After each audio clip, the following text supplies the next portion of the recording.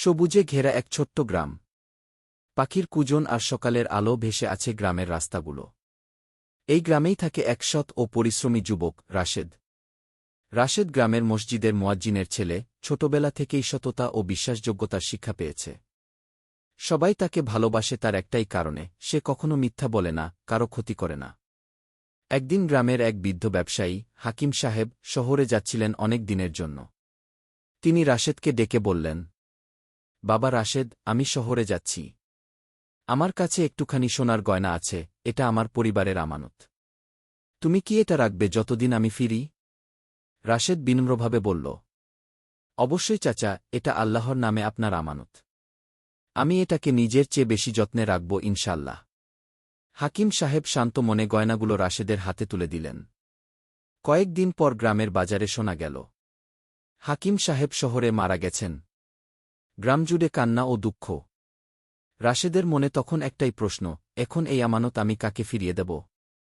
দিন কেটে যায়। একদিন একজন অপরিচিত লোক আসে, বলে, আমি হাকিম সাহেবের আত্মীয়।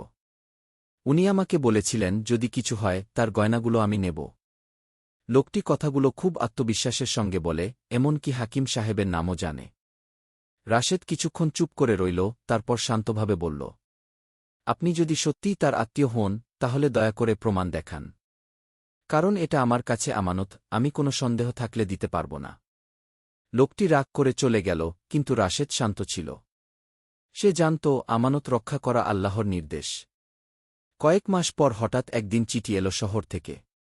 চিঠিতে লেখা, আমি হাকিম সাহেব, আলহামদুলিল্লাহ আমি জীবিত আছি। আমার শরীর খুব খারাপ ছিল, তাই যোগাযোগ করতে পারিনি।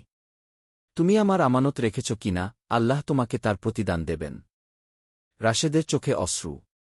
সে সেজদায় পড়ে গেল, আলহামদুলিল্লাহ। যে পরীক্ষায় সে টিকেছিল, সেটাই ছিল তার জীবনের আমানতের পরীক্ষা। হাকিম সাহেব ফিরে এসে গ্রাম জুড়ে সবাইকে বললেন, রাশেদ আমার জীবনের সবচেয়ে বিশ্বস্ত মানুষ। সে শুধু আমার আমানতই নয়, আমার বিশ্বাসও রক্ষা করেছে। সেদিন থেকেই সবাই রাশেদকে বিশ্বস্ত রাশেদ নামে ডাকতে শুরু করল। এই গল্পে শিক্ষা: ১. আমানত রক্ষা করা একজন মুসলমানের ঈমানের অংশ।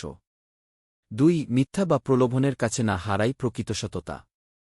৩. আল্লাহর ওপর ভরসা রাখলে তিনি সর্বদা সত্যবাদীদের সাহায্য করেন।